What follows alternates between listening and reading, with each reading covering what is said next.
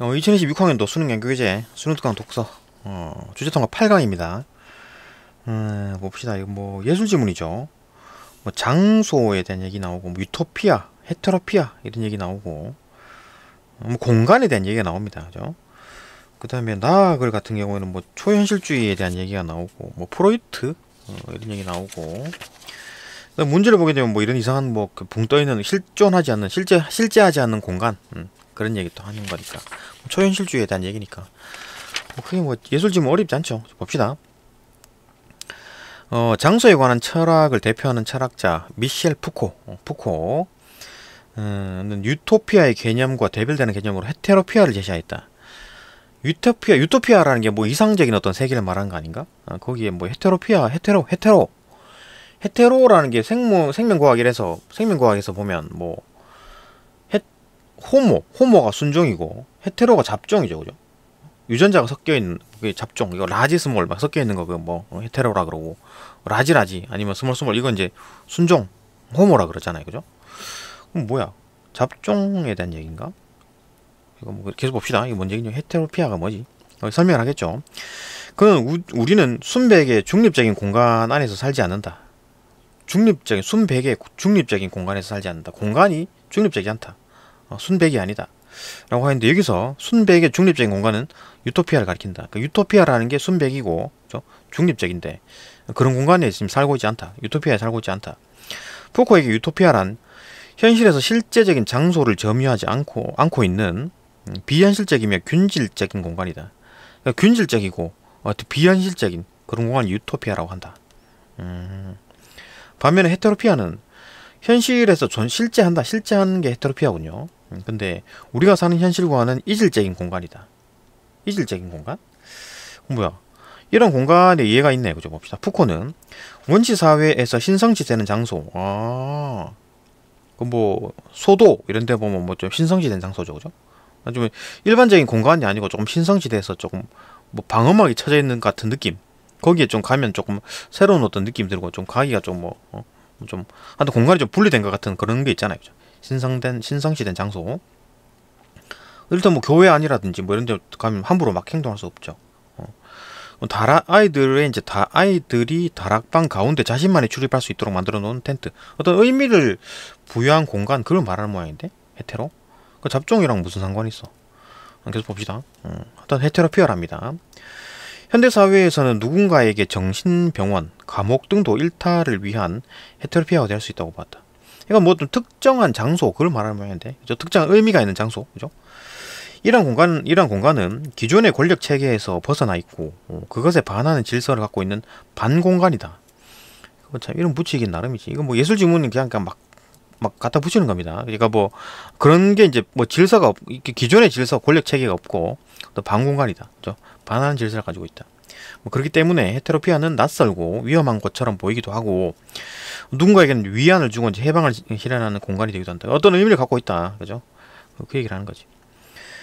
푸코는 헤테로피아가 현실에 대한 이의 제기를 수행하는 일종의 대항 공간이고 현실 전복의 공간이 된다고도 하였다. 계속 의미를 부여하는 거야. 그죠? 푸코에 따르면 헤테로피아에서 사람들은 새로운 세상의 질서를 새로운 세상의 질서를 만들고자 하고 현실 전복을 시도한다. 그러니까 뭐 좀 새로운 공간이다, 다른 공간이다. 그죠? 그래서 그 얘기를 하는 겁니다. 또한 푸코는 헤테로피아를 구성하지 않는 사회는 없다. 헤테로피아는 모든 사회들이 가지고 있다. 헤테로피아라는 게 일탈된 공간, 그죠? 그 공간은 현실에서 다수를 위해 만들어진 공간과 차별이 된다고 강조했대. 그러니까 다수를 위해서 만들어진 어떤 공공 같은 거, 그죠? 공공장소 이런 거와 다르다. 지하철역 이런 거와 다르다.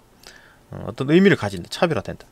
헤테로피아는 모두에게 공동으로 놓인 공간이라기보다 다양한 특성을 지닌 각 계층을 위한 공간, 공동체의 다양성을 담보할 수 있는 공간.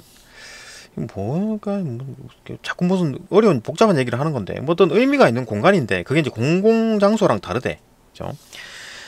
그래서 헤테로피아는 단수가 아니라 복수이며, 이거 뭐 다양하니까 여기도 있고 그죠? 그게 또 성질이 다르겠지. 복수이며 저마다 다른 질서와 문화를 가지고 있어 비균질적이다. 머리만 써놨지만 뭐 그냥 여러 군데 있다. 그죠? 다른 성질을 가지고 있다. 푸코는 헤테로피아를 바깥 공간이라고도 바깥 공간이라는 말로도 설명하였다. 그래서 이제 헤테로피아에 대한 설명을 하네요. 푸코라는 사람이. 그죠? 그런 게 있다라고 얘기를 하는 거지. 푸코에 따르면 우리들의 삶의 공간은 조합을 통해 배치되는데 삶의 공간이 조합을 통해서 배치가 된답니다. 이때 조합은 기존의 질서나 구조, 권력 안에서 이루어진다. 공간이 그렇게 배치가 된다는 얘기죠. 권력 안에서. 그죠? 기존의 질서로. 바깥 공간은 기존의 질서에 의한 공간과 관계를 맺고 있지만 기존 질서를 전복하는 양태를 띈다. 말 어렵게 써놨지만 뭐 좀 특이한 장소다 그 얘기잖아요. 별 내용도 없구만 말만 이렇게 써놓은 거죠. 그래서 봅시다. 푸코는 기존 질서에 입각하여 배치된 공간이지만 기존 질서에 입각하여 배치된 공간이지만 현실 어디에도 없는 곳이 유토피아라는 게 기존 질서, 그러니까 우리가 상상할 수 있는 어떤 기존 어떤 질서 있는 공간인데 그게 없는 거야 실제로는. 그죠? 그런 그러니까 막 어떻게 이상적인 공간인데 그거는 이제 기존 질서를 유지하고 있는 어떤 이상적인 공간인데 그거는 실제로 없다. 유토피아. 그죠? 근데 기존 질서를 기존 질서가 뒤집어진 상황. 그죠? 그런 질서가 없는 공간에서 배치된 어떤 공간. 그다음에 기존 질서와 이제 대립적인 관계를 맺고 현실 어딘가에 있는 곳. 그런 거는 이제 헤테로피아라고 하는 건데 그건 실제로 있다. 현실에 있다라는 거지. 헤테로피아는. 그죠? 이에 대해 푸코는 유토피아와 헤테로피아란 각각 현실에 대한 감흥과 반감의 감흥 아니면 반감 그런 상상력에 의해서 끊임없이 재구성되는 장소. 유토피아와 헤테로피아 둘 다에 해당하는 거네요. 그죠? 현실에 대한 감흥과 반감. 상상이 계속 이제 재구성된다. 그러니까 뭐 유토피아도 계속해서 바뀌겠지. 그죠? 이상적인 공간이 바뀌겠지. 그리고 또 헤테로피아도 뭐 여기 있다가 뭐 그죠? 어떤 다른 그걸 만든 사람이 또 그 사람의 어떤 생각이 있을 거니까. 그죠? 거기에 또 만들어질 거고. 이거 다양하게 뭐 끊임없이 재구성된다. 이따가 사라지기도 하고 뭐 새로 만들어지기도 하고 그렇겠지. 푸코의 헤테로피아라는 개념은 현대 예술가들의 작품을 해석할 때에도 적용되는데 화폭을 현실 대항, 현실 전복의 상상력을 발휘하는 수단, 우리 현실과는 이제 다른 어떤 새로운 가능성을 찾을 수 있는 바깥 공간으로 다루는 현대 예술가들의 이제 철학적 바탕이 바로 이제 푸코에게 있다. 뭐 말을 어렵게 써놨지만 그냥 뭐 공간을 조금 특이하게 생각했다. 어떤 공간에 어떤 의미를 부여했다. 뭐 정도 아닌가? 왜 이렇게 말이 어렵게 써놨을까요? 그죠? 뭐 다른 의미가 있나? 하여튼 예술 지문들이 뭐 이렇게 조금 막 부풀려져 있고 그죠? 막 굉장히 뭐 많이 아는 것처럼 이렇게 막 써놓은 거 그죠? 뭔가 있는 것처럼. 실제로 보면 별로 내용이 없죠. 그죠? 봅시다. 나와봅시다. 초현실주의는 이성의 지배를 거부하고 비합리적인 것들과 잠재의식을 탐색하는 예술 혁신 운동이다. 초현실주의가 막 이상하죠. 그러니까 지금 막 기하학 이런 거 바닥바닥 하는 거 이런 것도 막 초현실주의에 해당하는 거죠. 그죠? 그러니까 현실을 좀 벗어난 조금 이제 이성을 조금 벗어난 비합리적인 그런 거. 초현실주의 대강 뭔지 알죠. 그죠? 1920년대 이제 합리주의를 만능으로 여기는 풍조. 이때는 합리주의가 확 퍼져 있었죠. 그죠? 이제 반동이다. 그러니까 막 합리주의가 막 하니까 에이 나는 막 합리주의 싫어 뭐 이런 사람이 있었겠지. 1924년 출판된 초현실주의 선언에서 드브롱이라는 사람이 이성, 논리성, 합리성, 체제성, 의식적 사고 이런 게 이제 합리주의잖아요. 그죠? 등의 어떤 법칙이나 규율에도 구속되지 않는 완전한 정신적 자유를 주장했다. 나 구속되는 거 싫어. 자유를 원했다. 드브롱은 기존의 예술이 현실을 재현하는 모방에 지나지 않는다. 그건 이제 비판하고 합리주의니까 실질적으로 사진처럼 막 그림을 그리고 막 그 사실주의라든지 뭐 이런 게 가지고 좋았겠죠. 그런 거에 해당하는 거겠지. 현실 합리주의라는 게. 그죠? 그런 거 비판하고 그런 걸 비판했다는 얘기. 이성에서 해방된 순수한 상상력, 네 마음대로 상상해봐. 그죠? 무의식으로 이제 예술이 창조되어야 한다고 주장했다. 무의식. 근데 끊임없는 순수한 상상력 이런 걸로 예술이 창조돼야 된다. 그래서 초현실주의 막 이상한 거 보면 막 이상하고 그죠? 그런 그림들이 이제 그려졌다. 또한 그는 이성의 통제에 대한 상상력의 해방이 사회에서 이제 인간 해방을 실현하는 선결 조건이 된다고 보고 이제 그런 식으로 해서 이제 막 일반적인 뭐 어떤 규제, 뭐 규범 이런 거 벗어나는 뭐 그런 인간 해방이 실현된다라고 보고 상상이 예술의 창조를 위한 아이디어에 그치지 않고 사회에 엄청난 영향을 미칠 수 있는 혁명적인 힘이라고 이제 강조했다. 그러니까 그렇게 사회의 어떤 규범들을 뒤집어 엎자. 그게 이제 뭐 이렇게 뭐 초현실주의, 현실을 벗어나자 뭐 그런 거죠, 그죠? 그래서 그렇게 생각했대요. 드브롱도 봅시다. 드브롱으로 대표되는 초현실주의자들에게 있어 프로이트 얘기가 나오네. 꿈의 해석은 필수 교재로 얘기했는데, 프로이트가 이제 무의식에 대한 얘기를 하는 거죠, 그죠? 그러니까 의식 이전에 무의식이 있다라고 보는 거지. 이 책에서 프로이트는 꿈에 대한 어떤 분석을 통해서 인간의 행동에 의식보다 무의식이 더 지배적인 역할을 한다는 것을 밝혀냈다. 그치?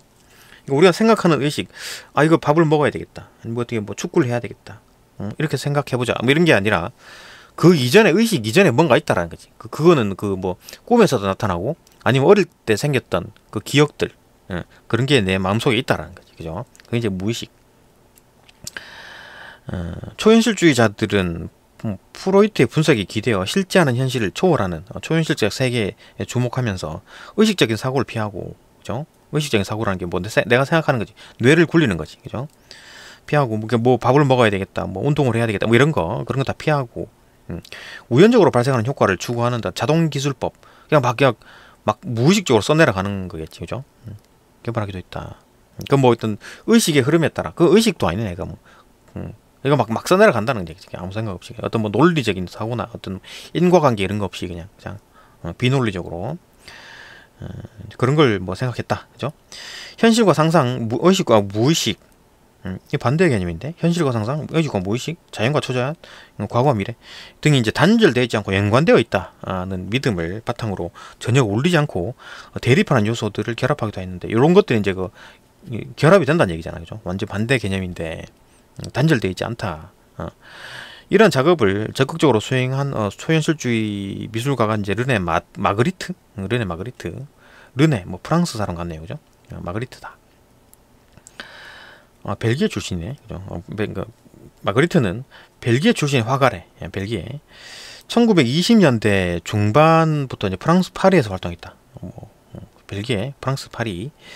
그 다음에 마그리트는 정교한 리얼리즘을 활용했기 때문에, 뭐 리얼리즘은 초현실주의가 아닌데, 하여튼 뭐 정교한 리얼리즘을 활용했기 때문에 초현실주의자로 인정받지 못하고 있다가, 그가 적극적으로 활용한 대페이지망이 뭐야?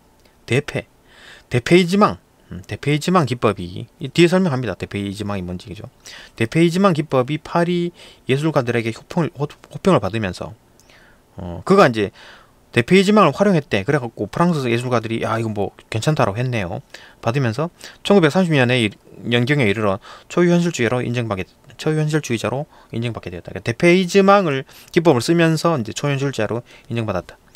그때부터 마그리트의 초현실주의는 기존의 초현실주의와 구분돼. 기존의 초현실주의와 또 구분돼가지고 사실주의적 초현실주의라고 불렸대. 이거 뭐 말하기 나름인 거지. 그죠? 이런 갖다 붙이기 나름이지. 조금 이제 사실주의적인 어떤 개념이 있었겠지, 그죠? 초현실주의에, 그죠? 대페이지망을 설명합니다, 그죠? 대페이지망이 뭔지 설명하네요. 봅시다. 현실 세계의 사물을 완전히 낯선 곳에 두어, 현실 세계의 사물은 있는데 그걸 낯선 곳에 두어서 비현실적이고 비합리적으로 보이게 하는 것이다. 이게 이제 대페이지망이네요. 이거 현실 세계의 사물인데, 근데 그게 원래 거기 있어서는 안 되는데 거기 있는 거야. 그러니까 사실주의가 좀 가미가 됐네, 그죠?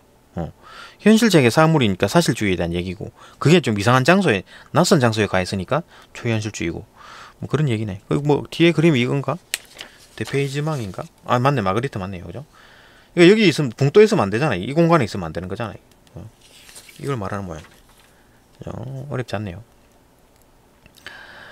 대페이지망은 현실 세계의 사물을 완전히 낯선 곳에 두어 비현실적이고 비합리적으로 보이게 하는 것인데, 마그리트는 사물을 전혀 예기치 않은 공간에 배치하기도 하고, 아까 그림 그죠? 그 그림처럼 하기도 하고, 평범한 사물을 극대화하여 불안감과 기묘함을 불러일으키기도 한다. 하늘에 떠 있는 바위, 아까 그거, 방 안에 가득 채운 거대한 장미꽃 등이 그것이다. 이래가지고 불안감과 기묘하다. 마그리트는 초현실주의적 사고는 상상된 것이지만, 상상된 것이죠, 그죠? 초현실주의가 뭐 현실이 없는 거니까 상상된 거지. 초현실주의 현실은 세상의 현실과 같은 종류의 것이다. 그러니까 초현실주의는 즉 사고는 상상된 건데, 초현실주의 안에서의 어떤 현실은 세상의 현실과 또 비슷하다. 그러니까 이제 사실주의적 초현실주의라고 얘기를 하는 거지. 그러니까 어떤 익숙한 어떤 현실에 있는 물건을 조금 이제 그 낯선 장소에 갖다 놓은 거니까 그 말하는 거죠. 이 말에서 마그리트가 대상을 왜곡하기보다 대상을 사실적으로 표현했다. 대상을 이제 왜곡하기보다는 대상을 이제 사실적으로 표현. 그러니까 뭐 현실적인 물건을 그대로 그린 거죠, 그죠? 지금 바위 같은 것도 뭐 이렇게 지금 사실적으로 표현했잖아. 이 바위가 맞잖아요. 누가 봐도 바위잖아요, 그죠? 성이 있고, 뭐 사실적인 그림이 맞는데 사실적으로 표현했다, 그죠? 하면서 대페이지망을 통해 뭐 대페이지망이 뭐 영어로 하면 뭐 어쩌고 저쩌고 먼트 뭐 이런 걸 텐데 디페이스먼트 뭐 이런 건가? 뭐지? 아무튼 그런 걸 통해서 현실과 외부 세계의 접촉을 실현하고 있음을 확인할 수 있다. 현실과 외부 세계의 접촉을 실현하고 있다. 뭔 말이야? 현실과 외부 세계의 접촉? 외부 세계라는 게 우리가 뭐 낯선 세계를 말하는 건가? 맞죠? 우리의 현실 세계와 이제 외부 세계가 이제 접촉이 되는. 그러니까 우리 현실과 우리 상상이 만나는 그런 걸 실현하고 있다. 뭐 갖다 붙이기 나름이지 뭐, 그죠? 그런 겁니다. 장황하게 뭐 써놨는데 별 내용이 없다, 그죠? 네, 여기까지 보고 또 다음 영상 넘어갑시다.